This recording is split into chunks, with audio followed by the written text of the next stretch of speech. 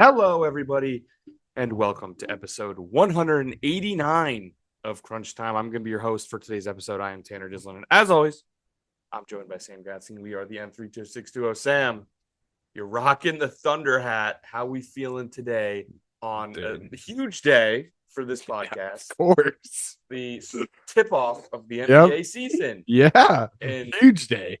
On October 21st. And we probably won't talk about it till April.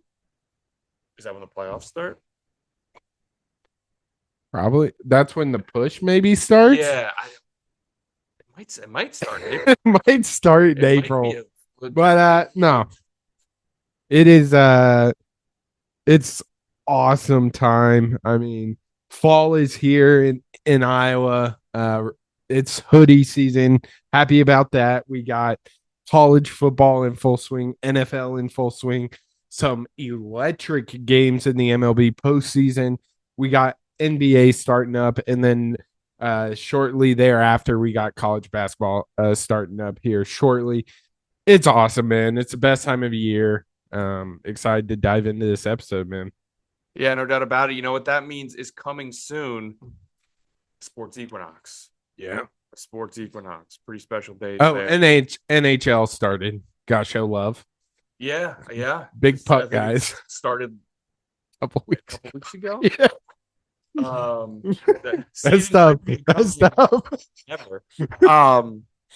But NBA starting today. You want to know something that I saw today, which is the most NBA thing ever. Yeah. Because as we've said, this is not a professional league. This is a reality TV show that's for sure everywhere. Mitchell Robinson, the center for the New York Knicks. Did you see this? No, I don't think so. Tomorrow is their season opener. He has already been ruled out. Yeah. Tough. Do you know what the reason is? No. Load management. No way. Is correct me if I'm wrong here. How? This is the first game. That's tough. Josh Hart's also out. Josh Hart is also out. I saw he got injured in the preseason. That's tough. Don't love it. I don't even know what to think. Yeah. But yeah, that's not great. Yeah. About Mitchell Robinson. Load management on game one, which I found another article that says ankle injury management. Okay. It's load management. Yeah, it's for sure. On the very first game. I hate the NBA. Yeah, first game, load management. But Sam, where do we want to start? Oh man, this episode. Should we? I think two of the biggest topics. You tell me, because I think we got to start in the MLB. Okay, which storyline do we go with first? I was just gonna go with the most clutch home run. I would say in a while, but we had a walk-off grand slam at the World Series last year. Yeah. I'll put it this way: if I had a nickel for every time the Blue Jays hit an incredibly clutch 3-run home run in a winner-take-all game to take the lead in the 7th inning or later, I'd have 2 nickels, which isn't a lot, but it's kind of weird that it's happened twice. Yeah. This game was a tightly contested game throughout.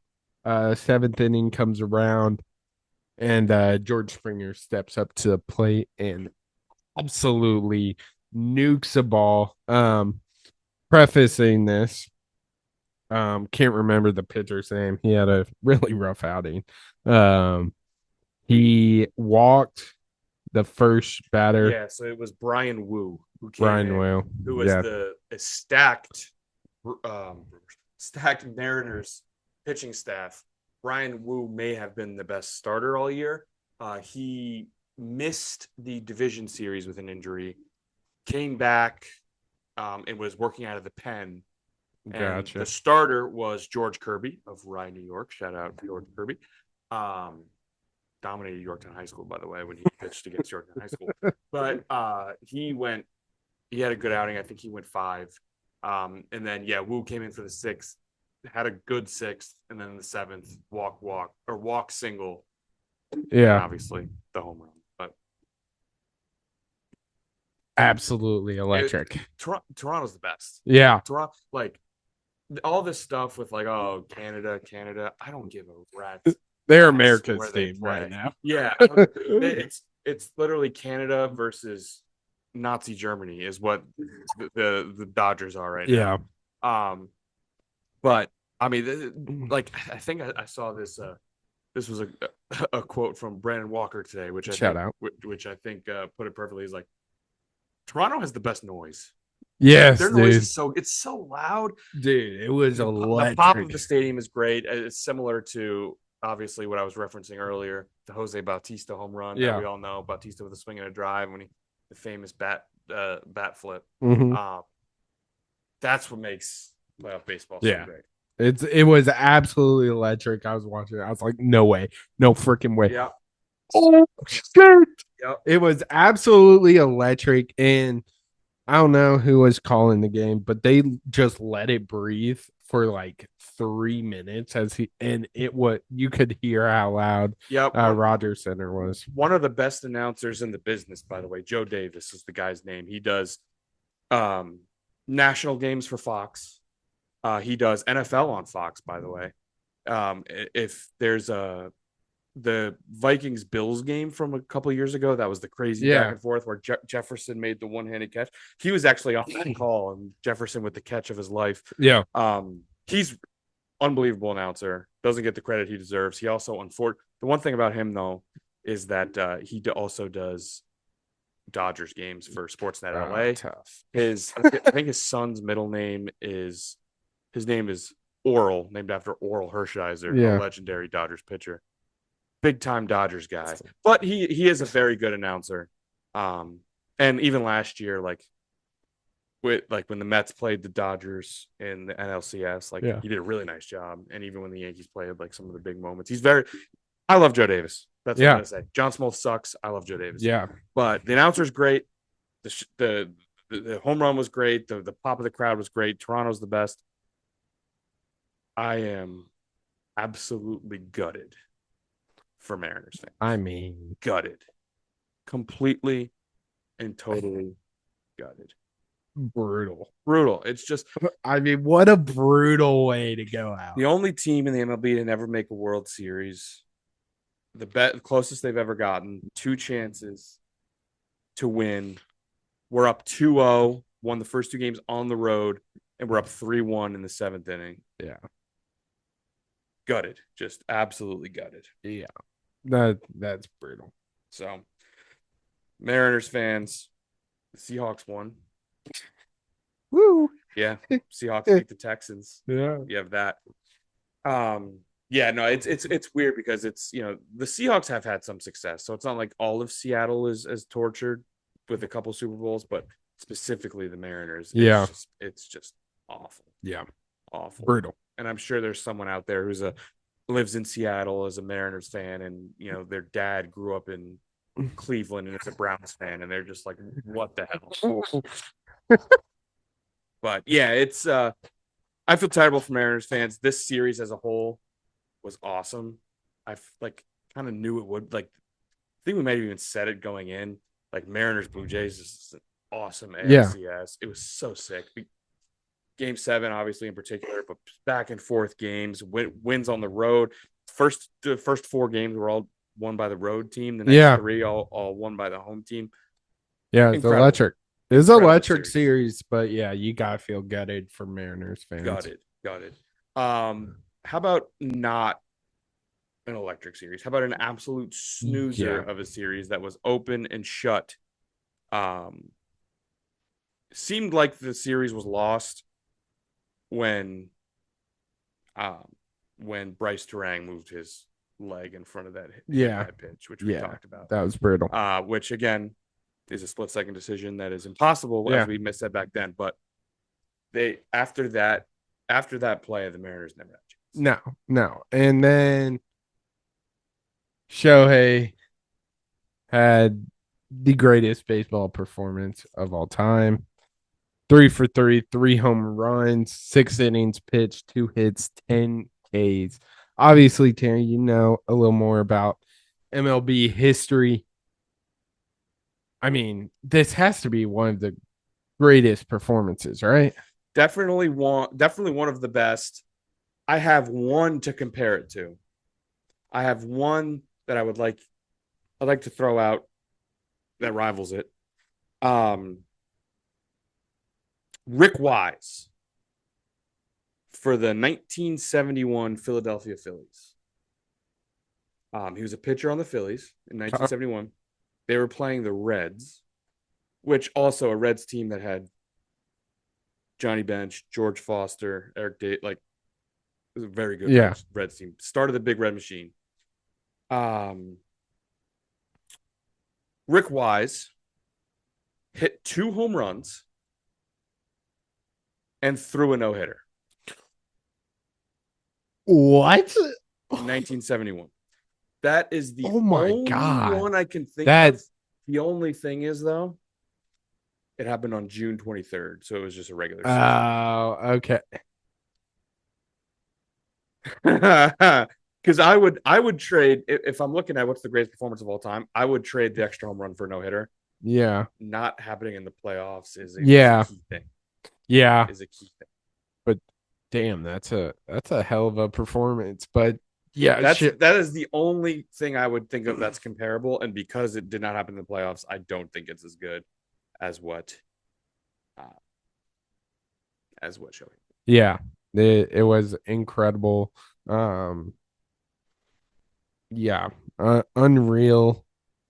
He's gonna go down as one of the greatest players to ever pick up a bat and glove, and it's not even really in question anymore.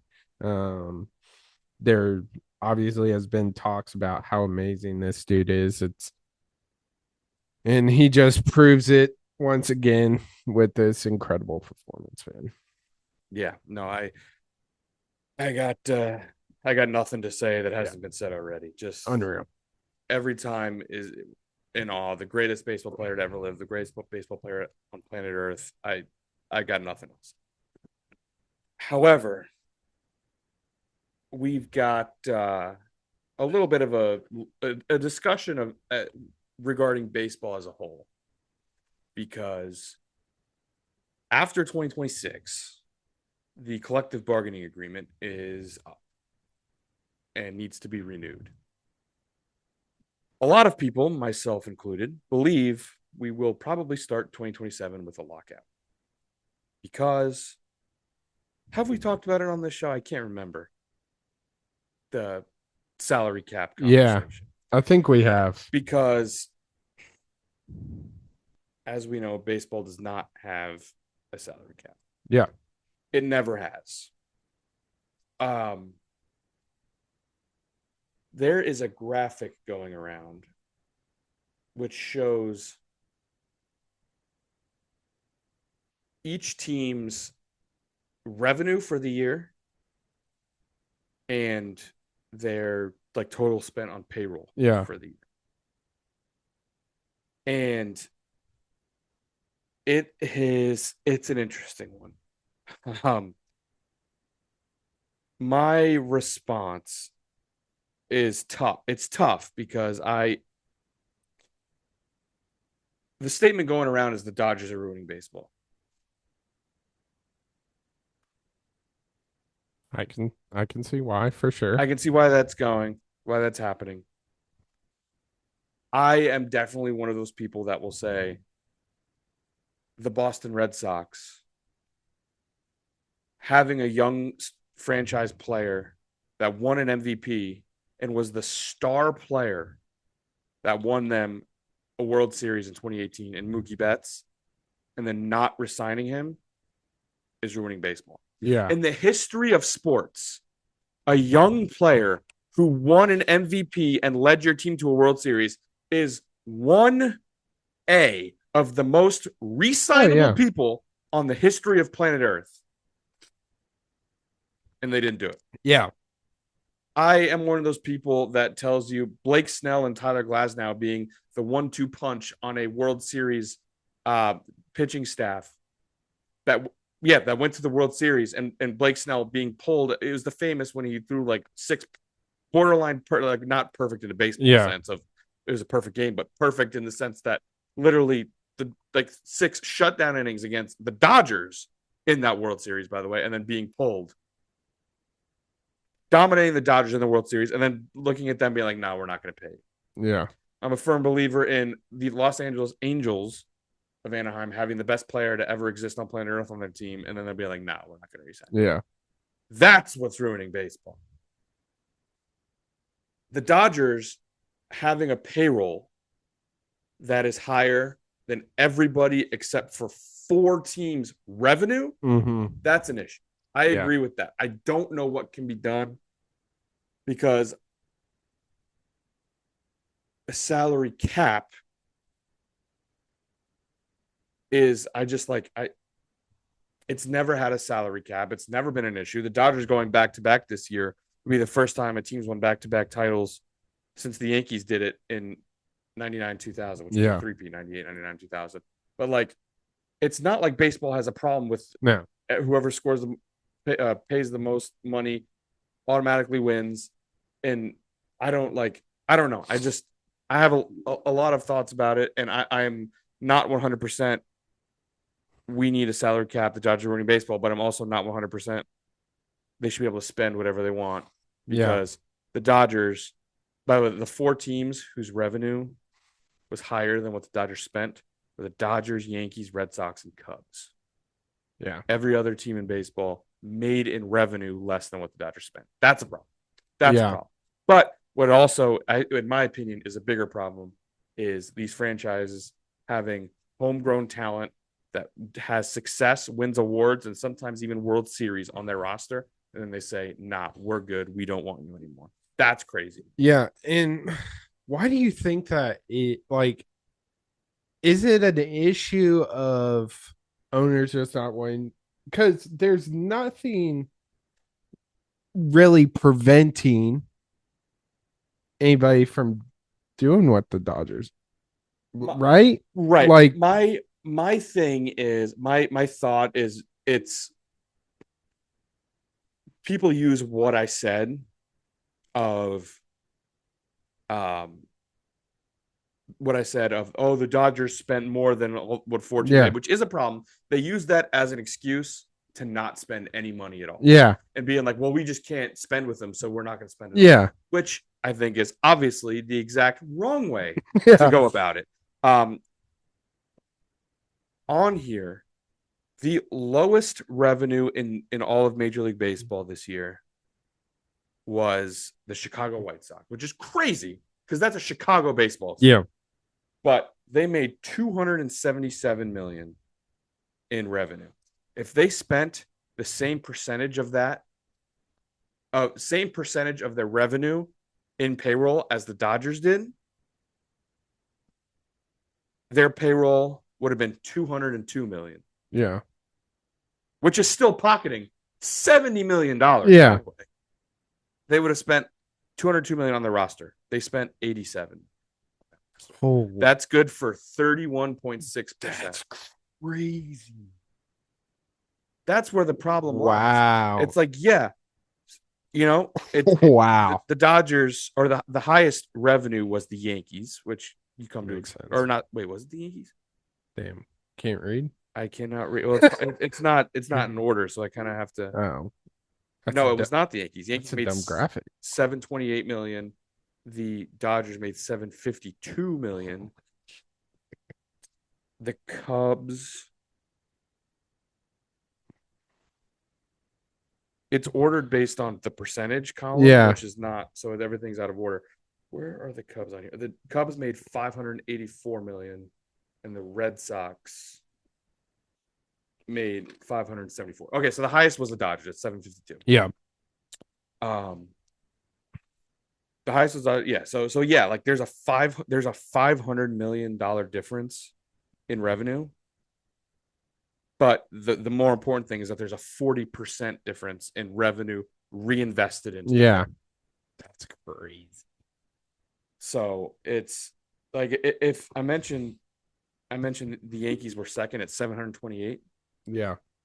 They spent less than 50% of that on their payroll. $362 million. If I'm a Cubs fan, guess what percentage of the payroll? Which the Cubs were third. Cubs were 584, and the Red Sox were, I just said 574. Yeah. So the Cubs were third. They were 26th in percentage reinvested. They spent 36.4% of that income back into the team. That's what's ruining baseball. Like the fact. So they have the funds. They made to re-sign Tucker. They made almost $600 million, $584 million. So where's that money going? I'm sure there's some, around the edges that they have to put maintenance on their park, and for sure. Then you have non. Come on. Yeah, then you have non player payroll, coaches and front office, and but the difference between what was made and what was spent for the Cubs is $373 million. Tough. $373. That's crazy. $million. Yeah. So obviously there is an issue with teams maintaining their best players. You kind of mentioned the brief history of that. So say we go into this next year of baseball and there's a salary cap. How does that, like, what happens to the Dodgers team? That's another thing. Like, how does this happen? Like, the Mets have 14 more years of paying Juan Soto. Yeah.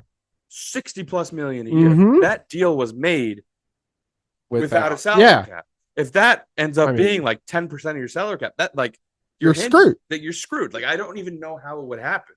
I agree with that.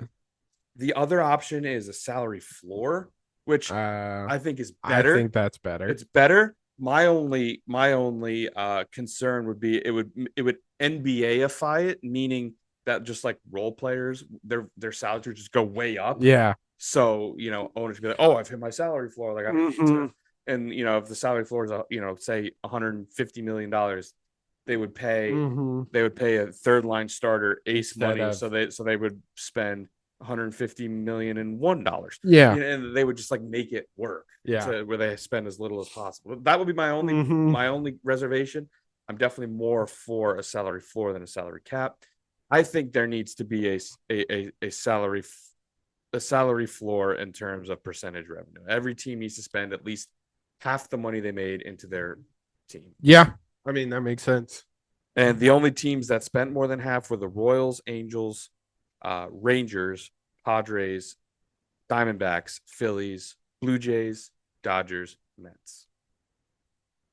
Interesting. I'm going to read those top three again. Interesting. I'm going to read those top three again. You ready?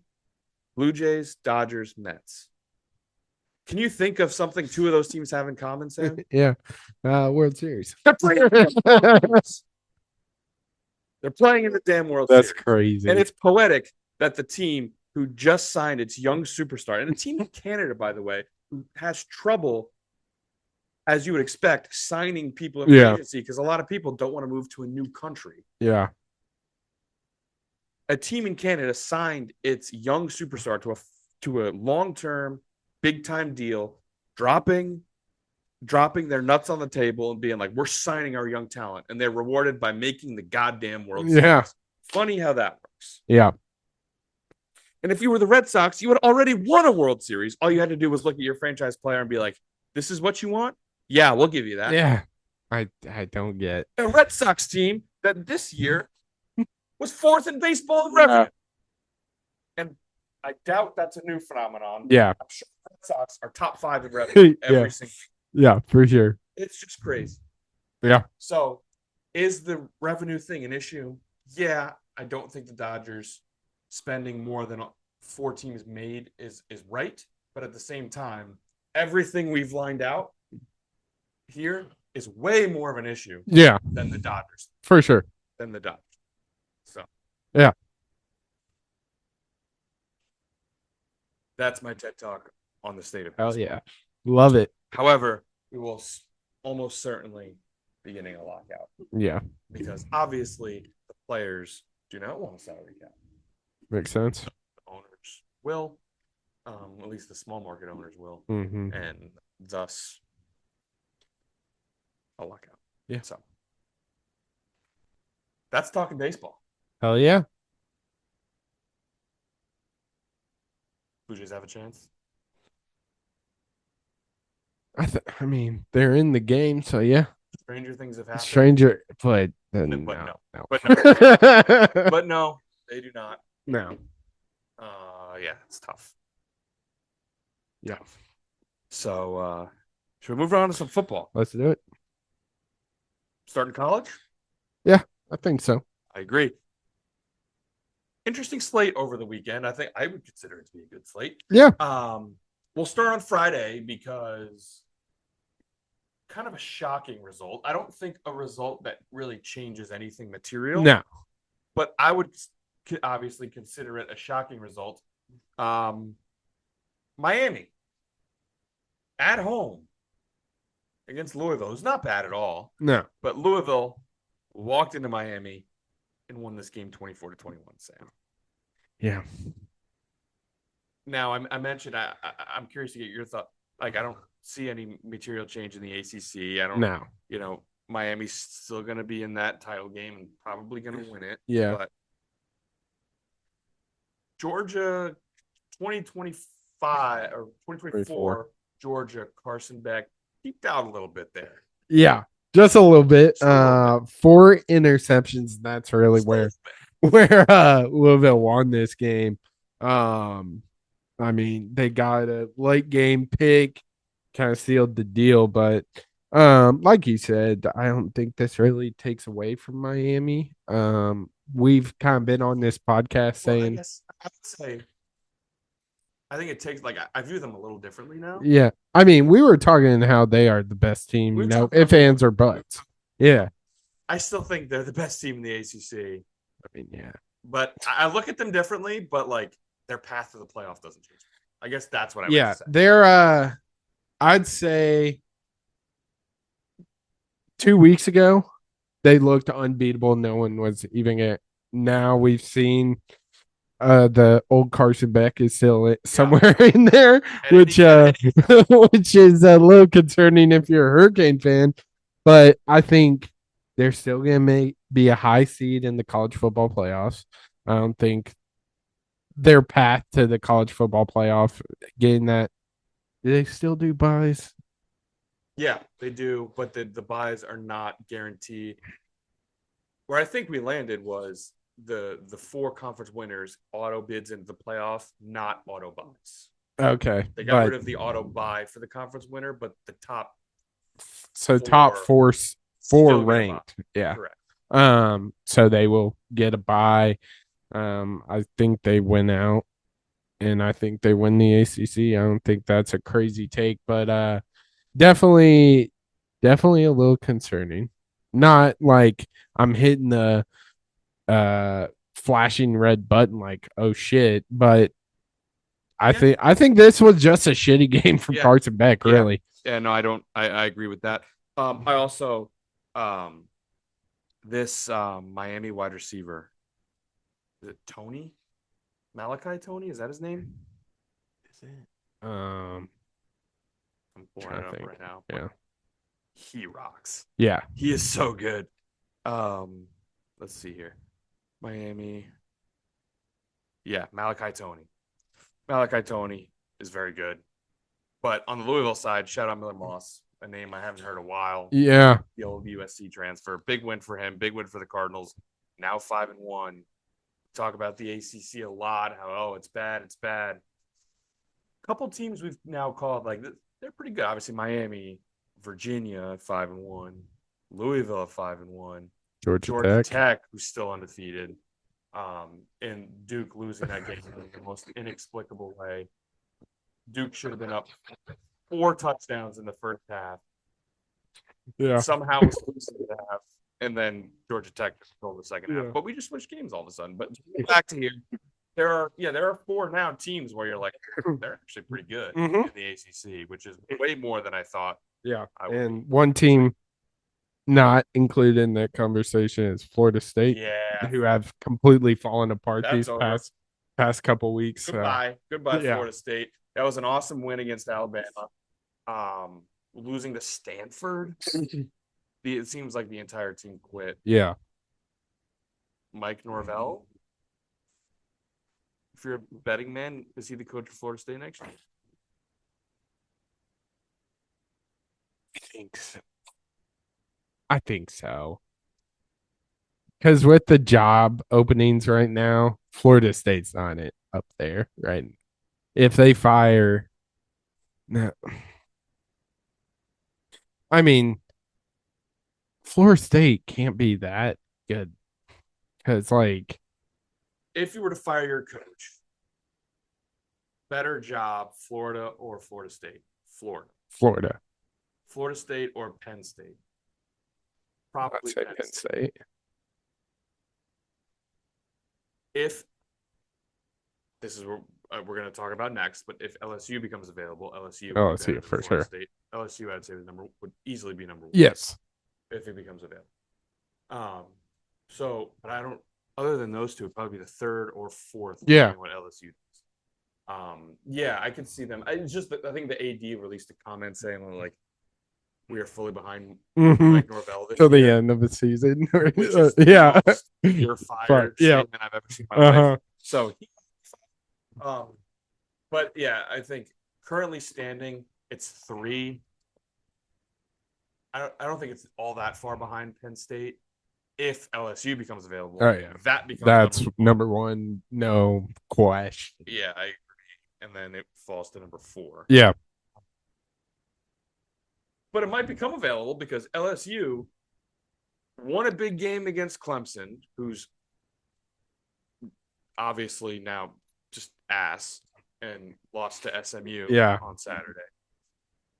Won a big game against Clemson, and it has been a slow gas leak over the next couple weeks, beating teams in not very convincing ways that they should beat, losing to a couple pretty good SEC teams in Ole Miss and now Vandy. Vandy 31, LSU 24. In one word, I would say, or in like one statement, I would say LSU, oh boy. Vandy, man, are they fun. Yeah.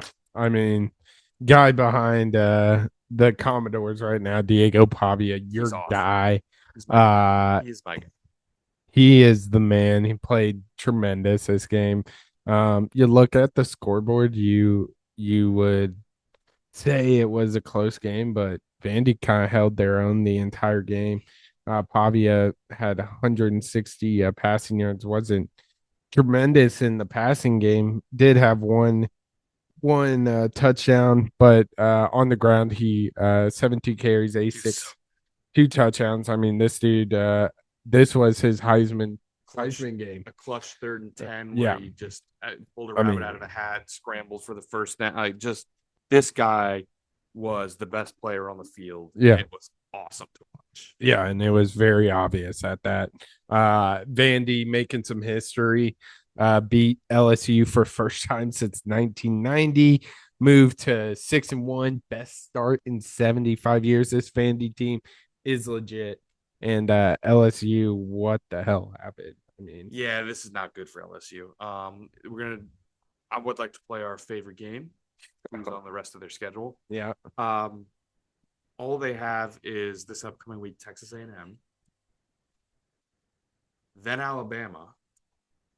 Or there's a bye in between there. So Texas A&M, bye, Alabama. So that's, as it's currently ranked, number 3 by number 4. Then Arkansas in a rivalry game. Who knows how that can go. Then you get your SEC game. You got to play Western Kentucky. Then you finish with Oklahoma. That's tough. That's 1, 2, 3. It's 5 games remaining. 3 of the 5 ranked. Yeah. Texas A&M will be home, but Alabama and Oklahoma are on the road. And then you have a rivalry game against Arkansas, who's frisky with a good offense. Yeah. Can't stop a nosebleed, but good offense, This which LSU has had trouble scoring. Yeah. So, and then obviously you have the Western Kentucky. So, yeah, not an easy schedule to finish. No. They're fell number 20 in the rankings. Yikes. Yeah. It's Brian Kelly's tenure as the LSU ball coach has been really, really rough.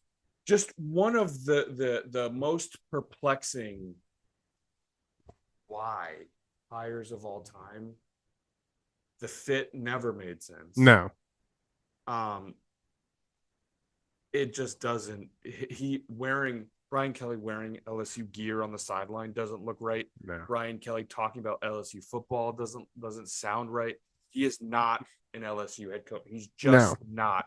The fit never seemed to be right. The tenure has been underwhelming. I mentioned if it becomes available, it probably should become available. I think it will become available. I think LSU fans are sick and tired of his the stuff going on in the locker room on the field. I just don't think the LSU faithful really like him. And they are some of the most ruthless fans out there. He has zero goodwill. He did nothing at Notre Dame. He made that one national title game when it was BCS and got the doors off. They made that one 14 playoff when they lost to Justin Fields in Ohio State. Mm-hmm. The minute he leaves, they go to the title game under Marcus Freeman. Yeah. He's got no goodwill with the fan base. The Notre Dame program seemingly got better when he left. Yeah. The LSU program, it's just, nothing about this makes any sense, and he should be gone. And if he is, I mean, if you're LSU, you pretty much have the pick of the litter, no? Yeah. Yeah. This becomes the best job in the country. Because it's not the lack of talent at LSU. The state of being the main university in Louisiana has a shitload of talent in that state. And I saw this the other day, which I also think is true, that like LSU has the highest percentage of high recruits in state that stay. Yeah. Like obviously there's a ton of talent in Louisiana and they seemingly all go to LSU. Yeah. Yeah. I don't know who you go after. If you do let go of Kelly, I think they will. Because not only do you have all the, free agent head coaches out there, you have little Saban reunion. How crazy would that be? That would be something. That would be insane. That would be something. That would be crazy.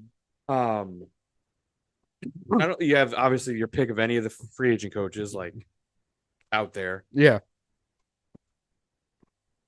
There's probably only a handful of coaches in college football that wouldn't leave their program to coach LSU. Mm-hmm. And I think if you're LSU, you have to move on. I think my candidate for LSU would be Eli Drinkwitz from Missouri. From Missouri? I like that. SEC football coach can win in the SEC, just gets a step up in everything. I don't hate that. And gets to remain a Tiger. There you go. The important I don't hate that at all. That would be because this is, of course, assuming you don't get Signetti. Yeah. That he doesn't leave Indiana with his new massive contract. Don't see him. No, and he signed the new the $90 million contract or something. Yeah, he's not going anywhere. So assuming all of that stuff is true, I would say that to me is the one that makes the most sense for LSU. I like that. But yeah, there's the head coaching stuff this year is crazy, phenomenal. Yeah, phenomenal. I'm so excited to see how it finishes out. Yeah. Because I think another team that is probably going to be firing their head coach in the SEC, a game we won't touch too much, but Auburn's probably going to be looking at Yeah. a third Tiger is going to be in the mix. Yeah. Probably firing Hugh Freeze after their loss against Missouri. Yep. So that's going to be fascinating. But sticking the SEC, Sam, we had the most Ole Miss game of all time because Ole Miss jumps out in the first half, dominates Georgia. Yeah. We're like, damn, maybe this team is different. Haha, no. Dismal fourth quarter. Georgia comes all the way back from down 35. It was 35 to 26, I believe. Going into the fourth quarter. Going into the fourth quarter. They score 27 points. Wrong. 17 points in the fourth quarter. 17-0 in that fourth quarter. Beat Ole Miss 43 to 35. Yeah, I mean, this was a classic Ole Miss. We kind of have talked about it multiple times. We didn't really think Ole Miss was as good as their record showed. And when they face the team that can score as much as them and have a defense, it shows. Gunnar Stockton, one shout him out. He was outstanding. He was outstanding. Damn near a perfect game. 26, 31, 289. Had amazing connection with his tight end, Lawson Lucky. I mean, what a typical Lane Kiffin collapse. Yeah, this was like Ole Miss is, which I want to preface this by saying, leaving this game, Ole Miss was better than I thought they would be. For sure. I still think that like leaving this game, I was kind of like, wow, they looked better than I thought they would. It's a brutal collapse. Ole Miss continues to be, what is it? All bark, no bite. Yeah. With their stupid basketball, basketball hoop on the sideline. Mm-hmm. Which is lit but hilarious to make fun of when you lose. Yes, 100%.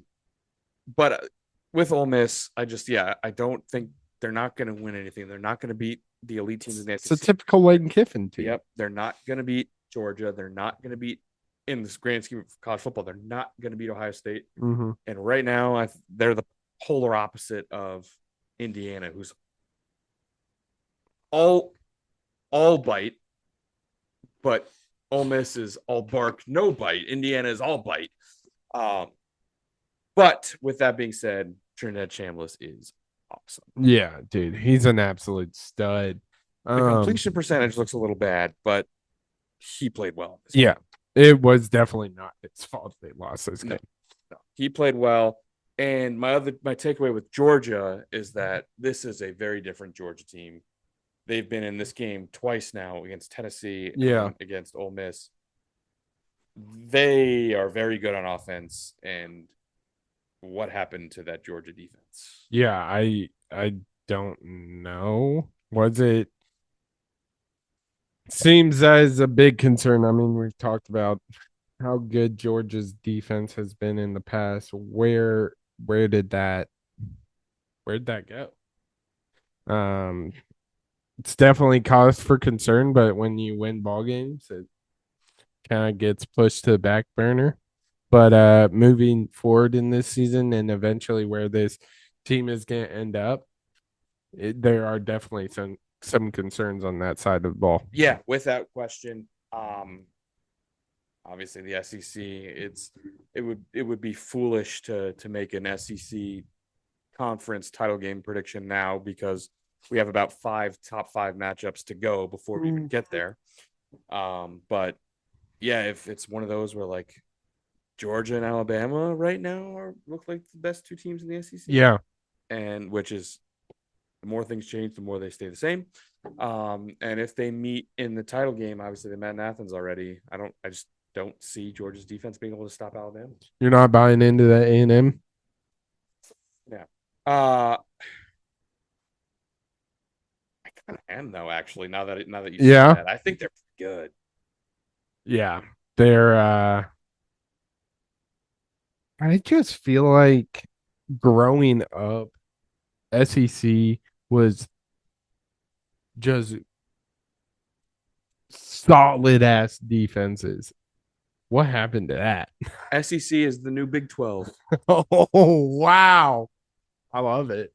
I mean, Look at the scores from this weekend, dude. 45-42 in A&M, Arkansas. 43-35 in Georgia, Ole Miss. In Lexington, however, that's SEC ball I know and love. 16-13 Texas. Alabama scored 37. Yeah.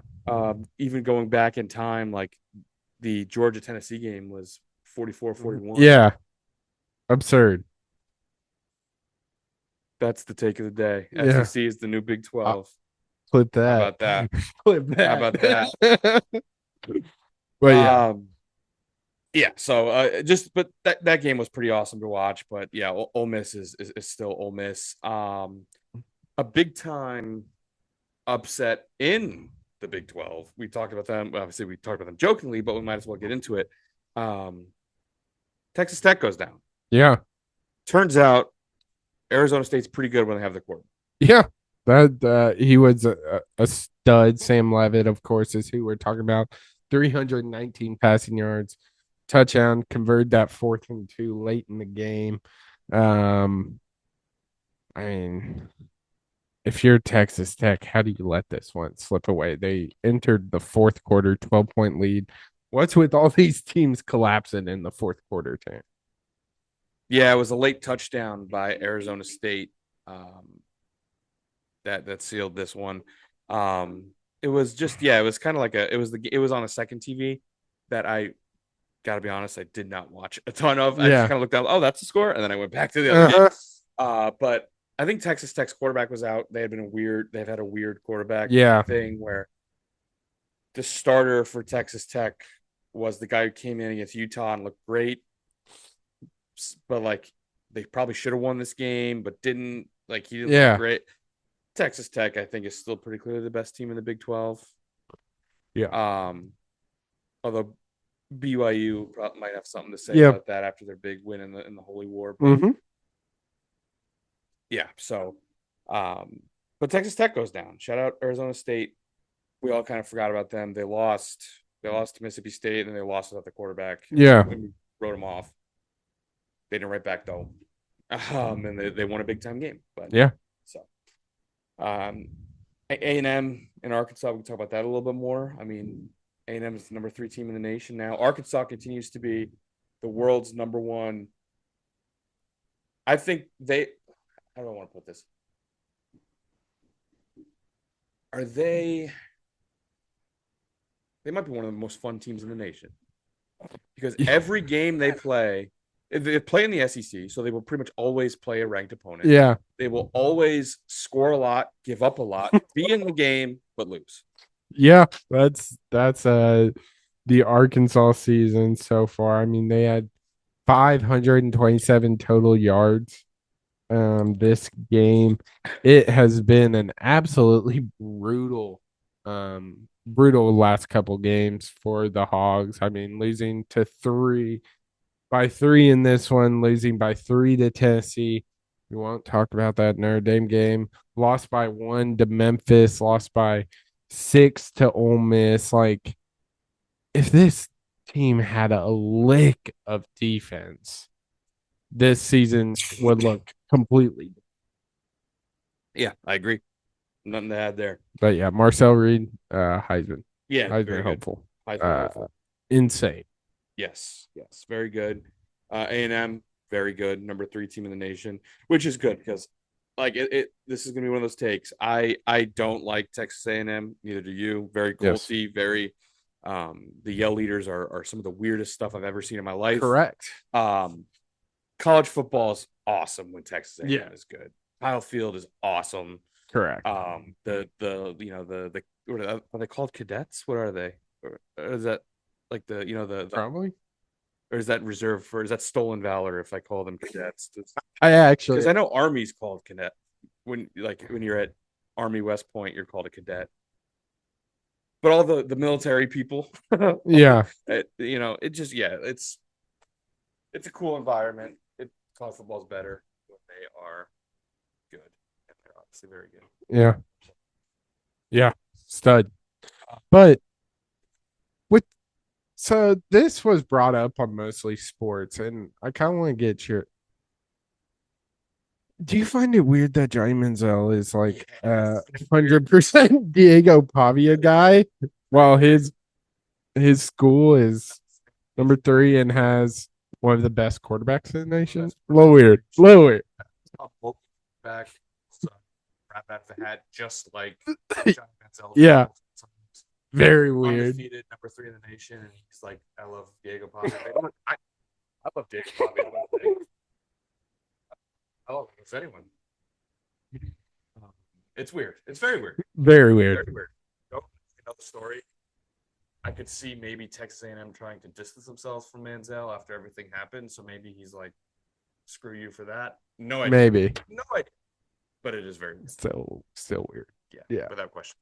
But moving on, some more SEC games. Alabama, Tennessee. Tennessee never had a chance. Yeah. Tennessee to me this year is like the textbook SEC team that I don't think they're that good. Their offense is very good. They will continue to be ranked high. This is what the tinfoil hat people say. Yeah. This is a team that will continue to be ranked just so when teams beat them, they'll get a ranked win. Yeah. They probably will win their bowl game, provided that they don't all sit out. They probably will win their bowl game by a lot. Yeah. They'll play like Northwestern. Yeah. Who somehow ended the year, 9-3, and Tennessee's 9-3, and then they'll beat them 52-3. Yeah. And then that's the feel that would like, oh, look at the Big Ten. Look at the Big Ten. Yeah. But that's my take. Yeah. Yeah. This game, I mean, is 17 point. This game was. Yeah, it was dominant. Notre Dame, USC. Yeah. Again. Like Notre Dame, I can't remember. I very well might have said they're not making the playoff. It might be one of the worst takes of all time. Notre Dame is quite possibly the biggest lock in the playoff. Oh yeah. There's no way it's not making the playoff. Mm-hmm. That I would say that kind of sucks, but I do think they are pretty good. They are. Yeah. They are for sure. Jeremiah Love's insane. He had 228 in this one. Heisman. Yeah. He didn't, and Notre Dame didn't. Yeah. So that probably cost him his Heisman, but he's very good. Yeah. Yeah, they're studs. Their defense showed up massive in this one, caused 3 turnovers.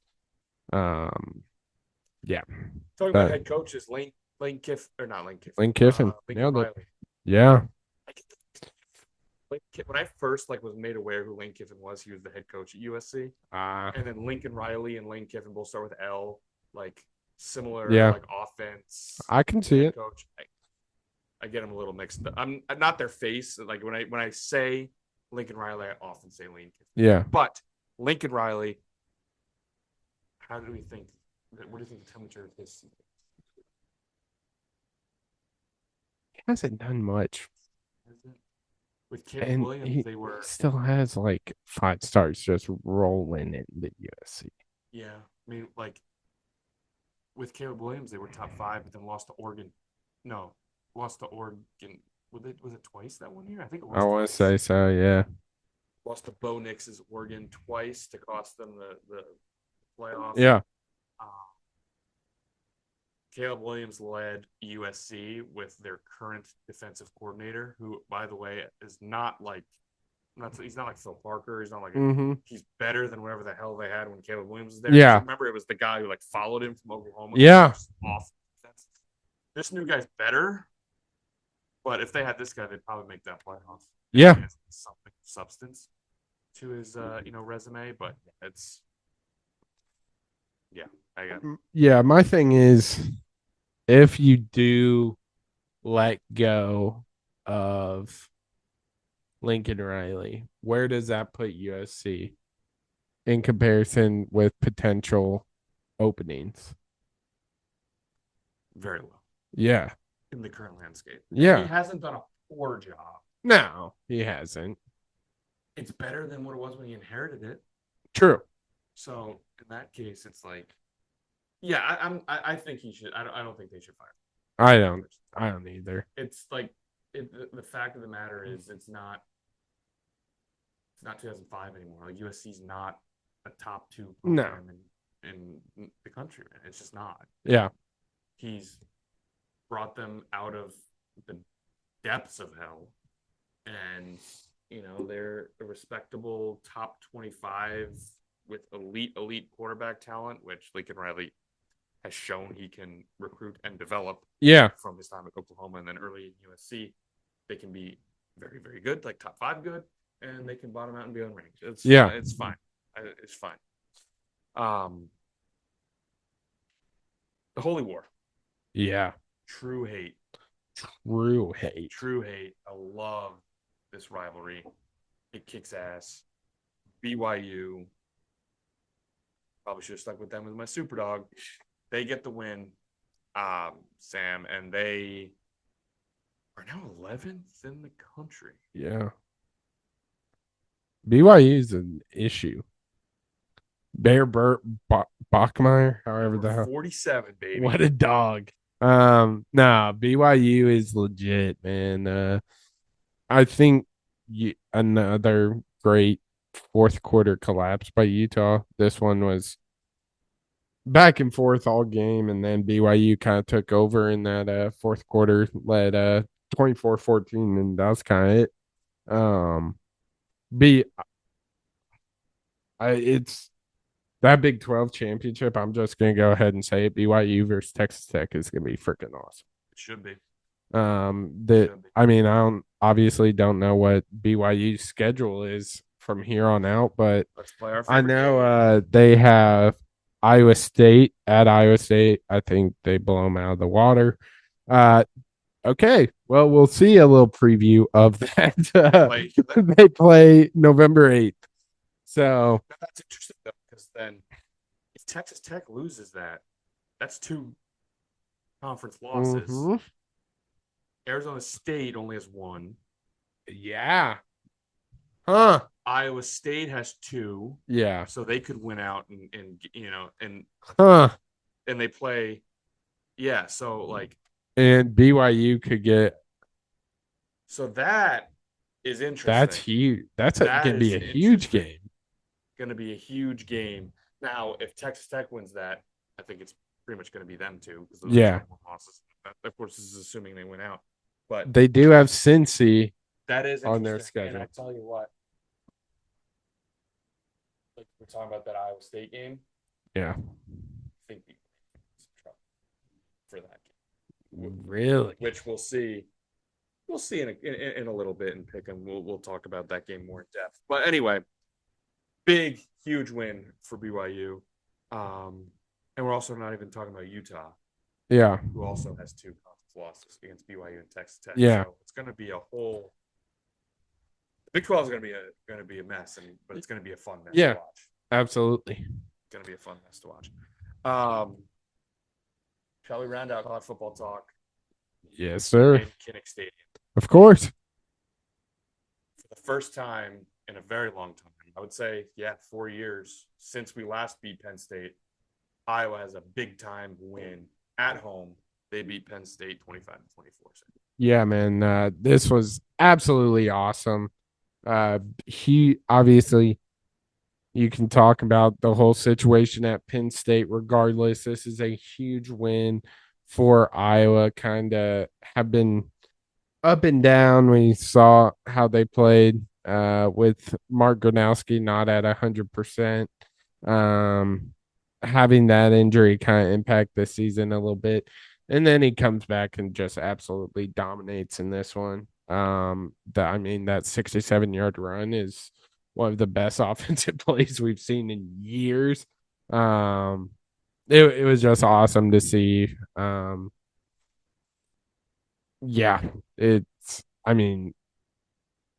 don't even know what it was. The perfect game for the Hawks. I mean, defense was incredible. Offense was incredible.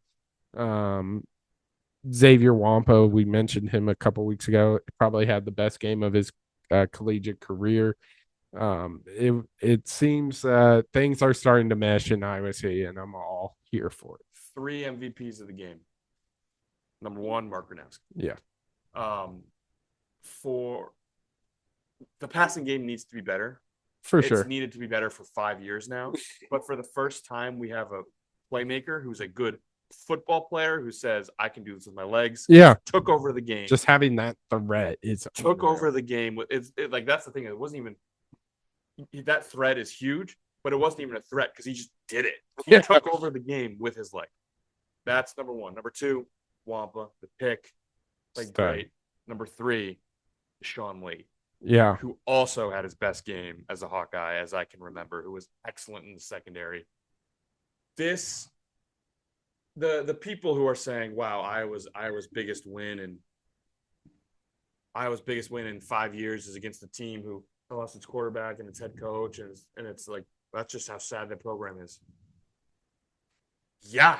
Do you not have a TV? Correct. Like, you think anyone in Iowa's being like, oh, but yeah, that's how bad it's been. Yeah. We're a laughing stock. We have been. Like, this is huge being able to win this game. And by the way, there's one reason, and I talk about all the players who are the MVPs. Yeah.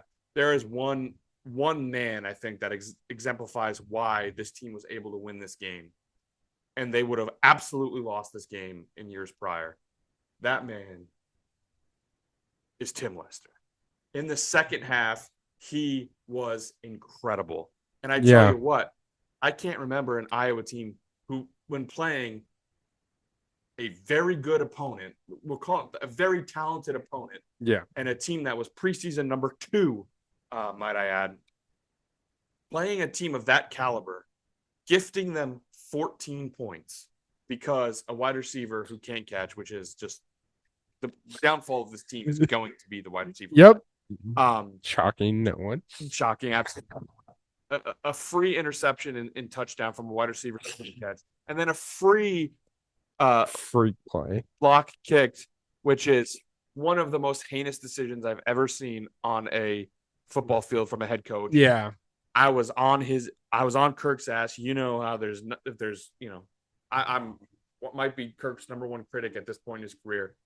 He owned up to it not 10 minutes after it happened, which accountability is huge. Doesn't excuse it, but it was nice to see him be like, that was just a horrible decision on my part. Yeah. Players picked me up because it was one of the worst things I've ever seen. But you gift wrapped them 14 points. That's what's so important about this. Every other Iowa team would have lost because of the quarterback, his playmaking ability, and the new offensive coordinator. The offense was able to overcome those issues. Yeah. And the defense played solid all game long. Sam, we kind of dominated this game. It should have been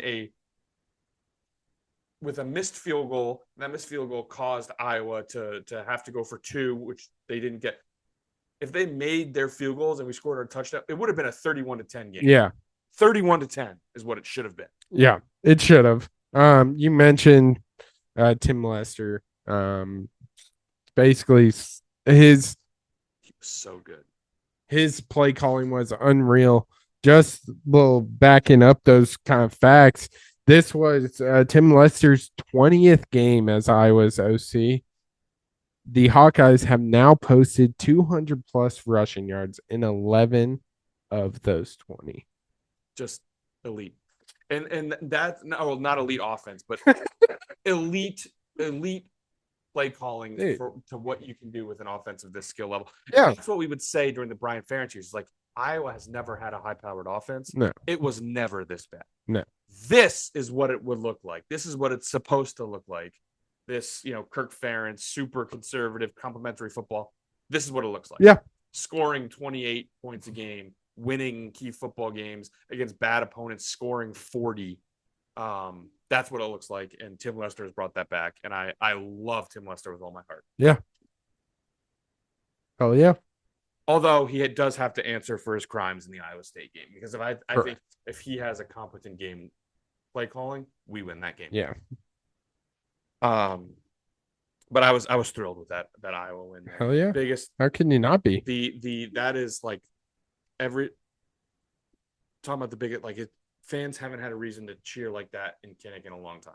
And it was awesome to get that. Yeah.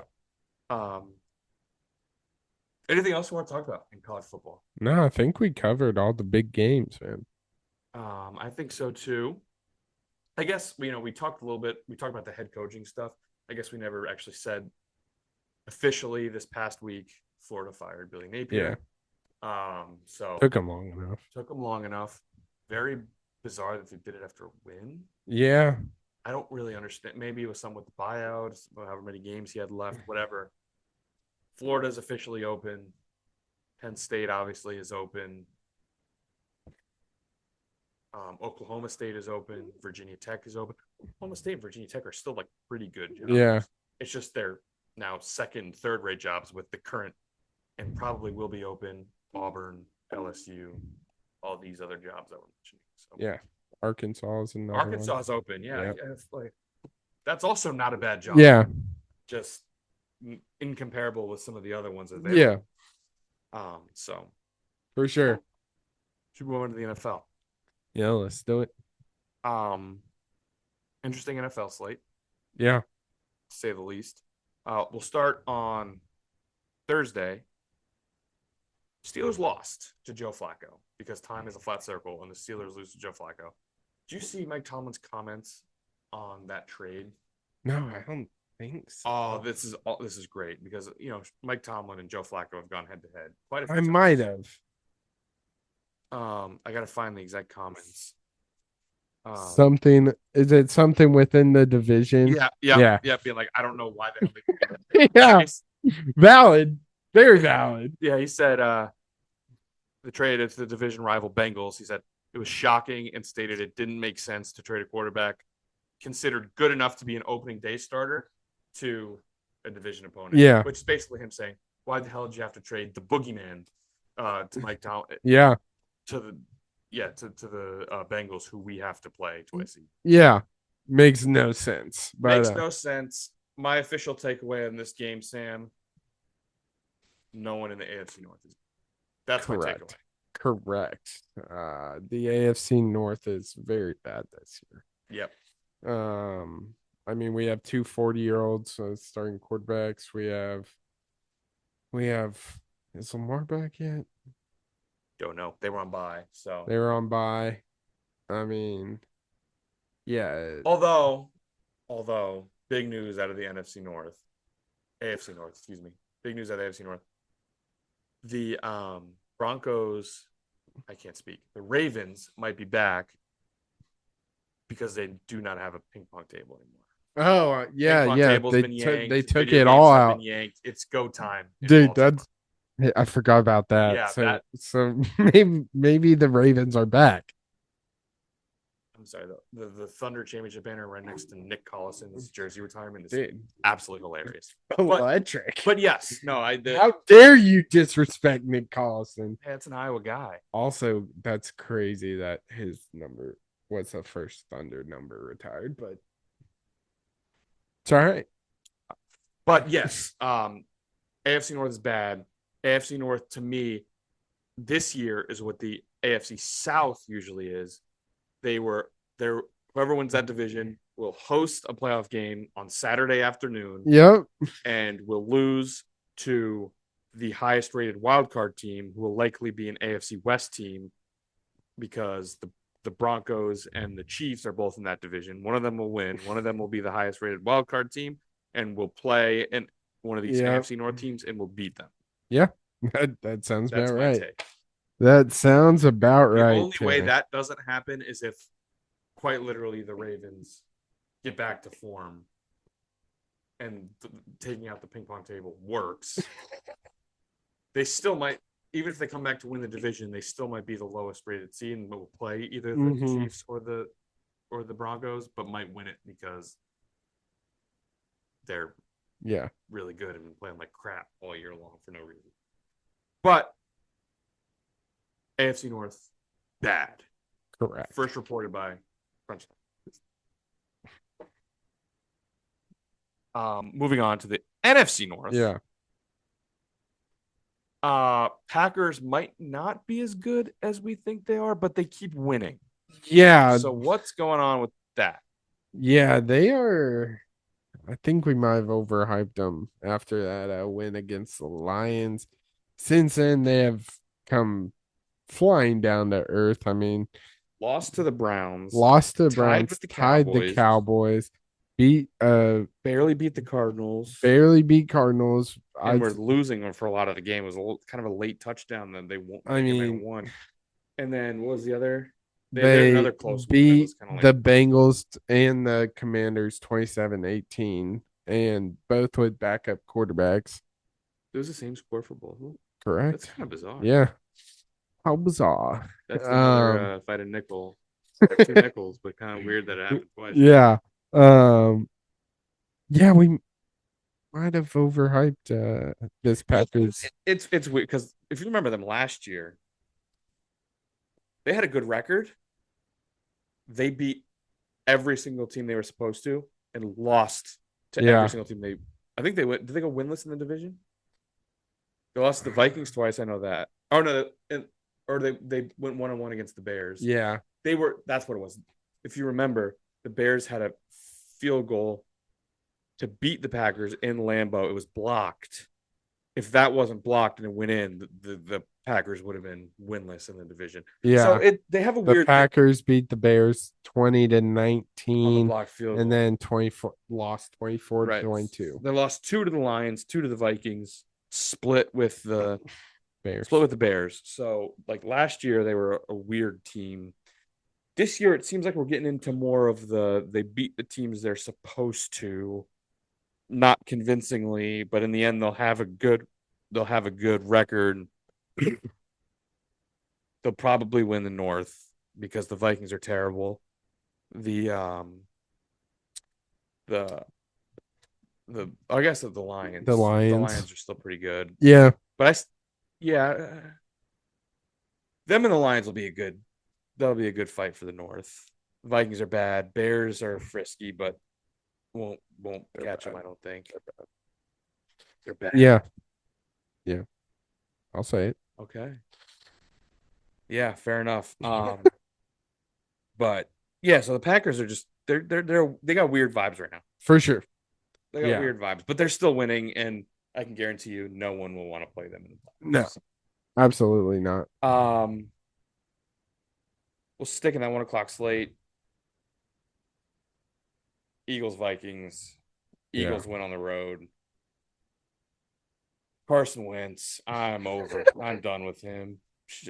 Shocking nobody. I'm done with him. But guess what? He's starting Thursday against the Chargers. So I will not be done with him. I'll be watching him on Thursday.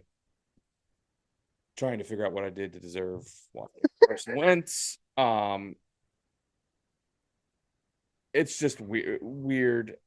Okay, so talking about the game, the Vikings should have won. They were 1 for 6 in the red zone. Carson Wentz had 2 turnovers, including a pick 6. If any of those 5 field goals were touchdowns, and if he didn't throw the pick 6, we win this game. Yeah. The offense is operating well. Like, it moves the ball. It shuts down in the red zone, and then you have Wentzian turnovers. I don't even know what to think. I'm just very concerned with J.J. McCarthy. Yeah. Because the Adam Schefter thing is weird. Saying, it's a 2 to 4 week injury.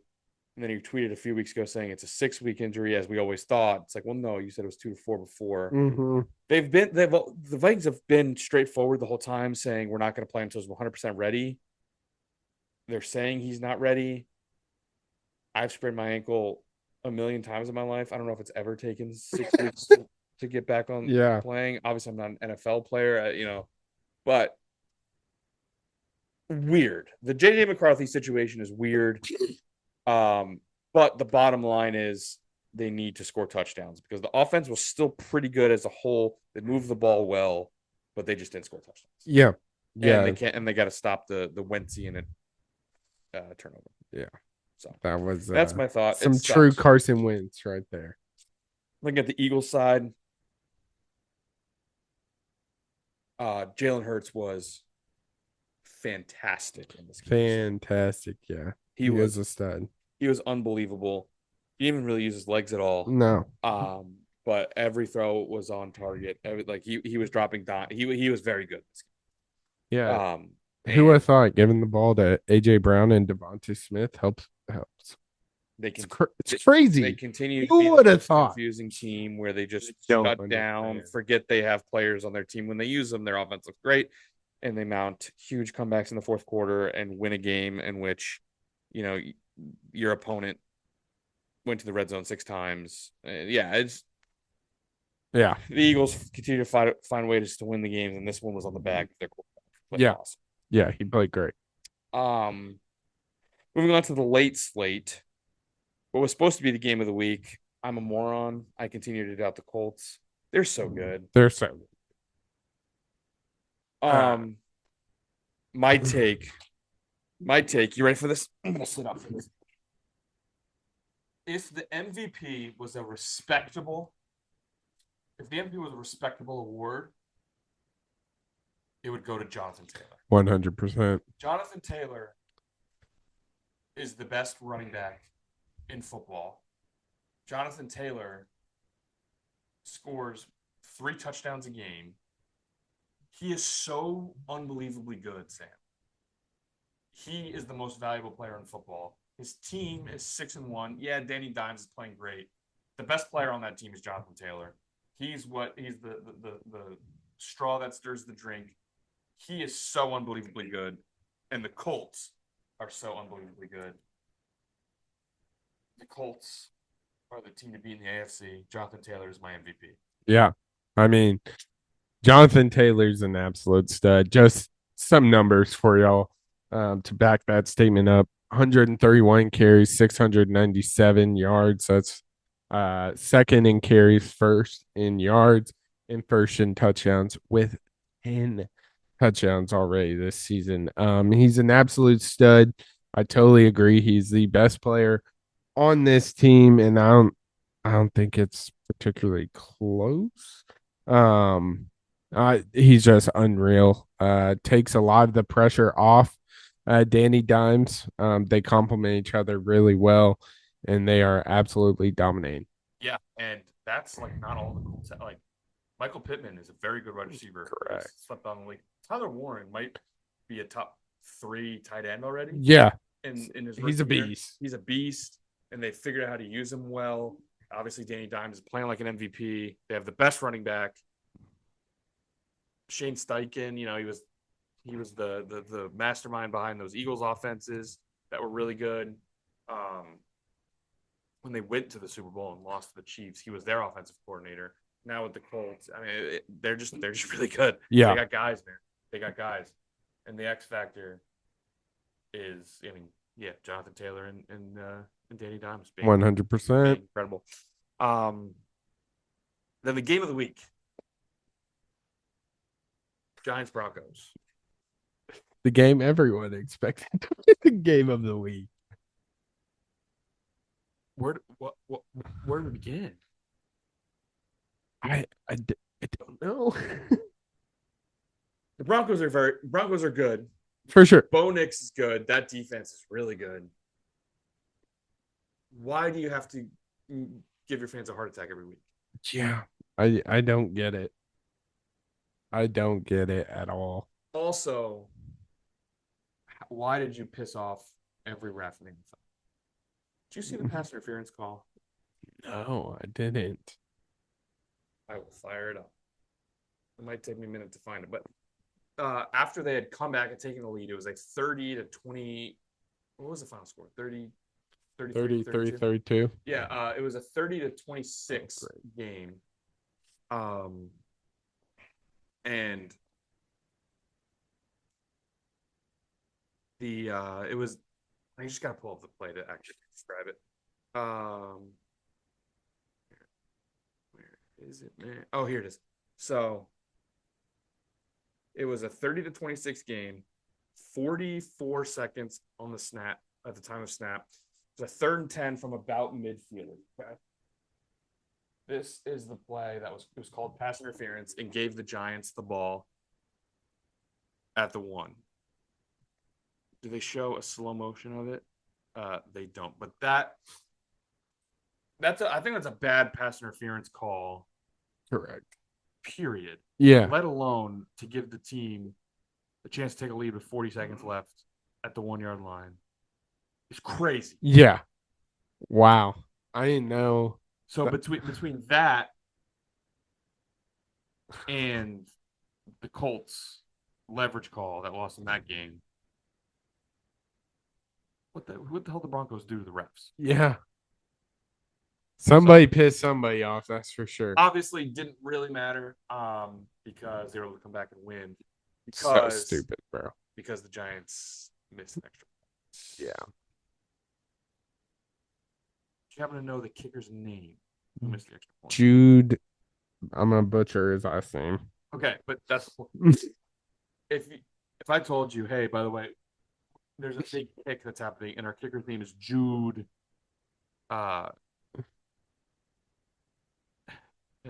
McAdamney. Let's go with that. Do you have any confidence at all? He's gonna Zero. Zero. Rutgers guy.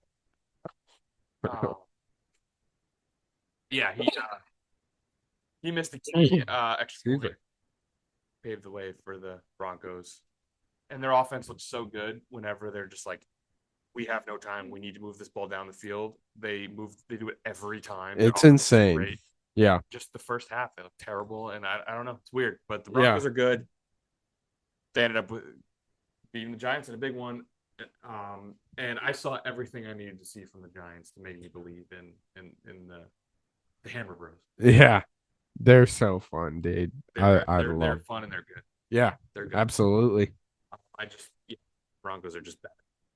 Correct. When the Broncos look at each other and say, hey, we should probably win this game because we're better than the opponent, they won. Yeah. It's crazy how that works. That's my takeaway from the game. Anything else? Not really, man. Devontae Adams looked awesome. Yeah, Devontae Adams. Rams win belt on the Jags. Is it just me? Or is the NFL the worst at marketing the European games? They kind of are. Because I didn't even know about this week. Yeah, a lot of people did. It's weird because I thought they marketed some of them pretty well. Like obviously the Vikings played back to back, so maybe that's why. Yeah, I had my sights on them, but yeah, and this one was should have been a pretty good one. Yeah, obviously it didn't end up being a pretty good one. Rams won belt. They travel on Saturday, and somehow. Really, yeah. I didn't know that. There was a picture. What? Saturday morning, because they played in Baltimore 2 weeks ago. Okay. Then they practiced. After that game, they practiced the entire week at the Orioles Stadium. They tweeted on Saturday morning something like a day at the ballpark, and it was their practice field. No way. And everyone was like, oh my God, you haven't left yet? And they still won. That's crazy. That might put an end to the travel talk. Yeah. On the international games. Some more teams are just a giant bummer. Who's the most bummer team in the NFL? I mean, it's got to be the Jets, right? The only other argument I think would be the Dolphins. Yeah, because you have so much money into True. And they still the Dolphins still have talent. They might be. I think the Dolphins might be a bigger bummer than the winless Jets. It might. I don't know. I think the Dolphins, the Jets, the Titans, but the Titans have the number one pick, so Cam Ward. True. He looks rough, but at times he's looked good. Yeah. You're getting a new coach in there because you fired. Was it Callahan? Brian Callahan, was that their coach? Yes. I think it was Brian Callahan. Titans, two teams that I think are hard to keep track of are the Titans and the Panthers. Yeah. Similar colors. South Division. Usually ass. Because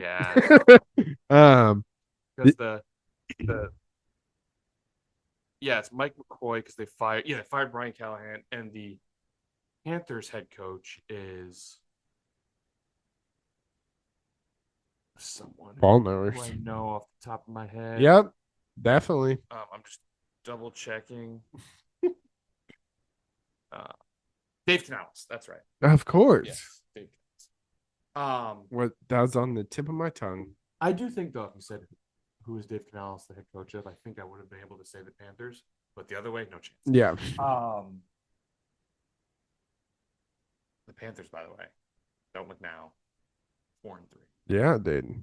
They're frisky for Meow sure. Mix died, so the Panthers. It's correct. Noble from Meow Mix. I would also say the Raiders are really bummed too. Yeah, Geno Smith is correct. Yeah, there's a lot of bummer teams this year. Honestly. Cardinals are pretty bummed too. They've been in some games though, but True.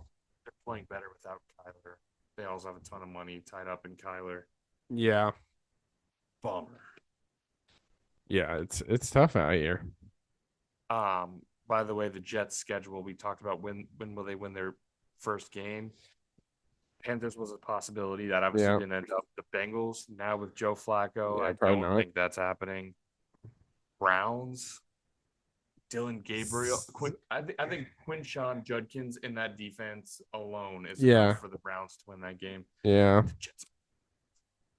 Yeah, it's just utter chaos. Their owner Woody Johnson straight up said Justin Fields is the reason why we're 0-7, which Justin Fields is a bummer. Which yeah, you're right. Yes and no. But you can't say that. Yeah, it's like it's not all he's been really bad. It's not all his fault. The team's also really bad. The defense is really bad. The secondary is really bad. Makes no sense. Like I don't get. They just it's who would have thought that the quarterback that they had the most success with over the past 5 years is Zach Wilson. Oh yeah. That 1 year when they were frisky, their defense was the best in the league almost, and they they won. They were like had a chance to make the playoffs, but didn't. Let's play a little fun little game. Where is he now? Zach Wilson? Yep. Dolphins. Nailed it. Let's go. Go. He's behind number 0. Right? I think so. Number 0 quarterback. Where's number 0? Swag. What a stud. Tua. Is he starting next week for the Dolphins?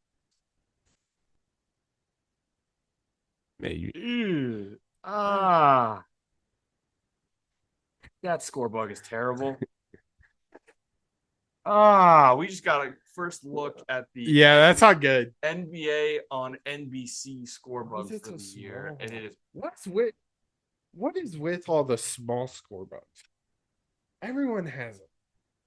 I think this would be okay if the logo was bigger and the writing on the side was just not there. That's just kind of like Fox Sports college basketball is.